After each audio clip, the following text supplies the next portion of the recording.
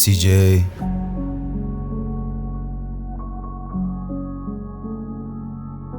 چرا من؟ آخه چرا من؟ چند روزیه میگذره روزام بدون یه خنده. خدایا چی قسمت کردی تو برای این بنده؟ چرا من آخه انقدر باید عذاب بکشم؟ میخوام حرفامو بزنم باهات بدون پرده. انقدی حالم بده من اومدم رو این بیت. چشما رو باید شست و جور دیگه باید دید.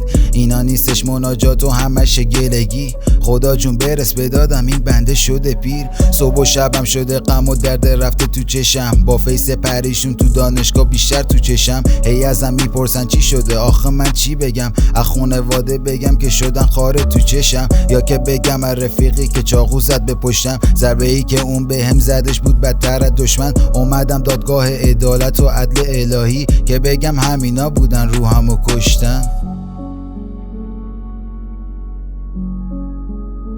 چرا من؟ آخه چرا من؟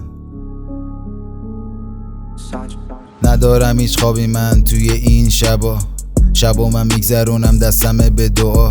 همه حرفامو میارم پیششو میگم، بلکه یه نگاهی بهم کنه این خدا.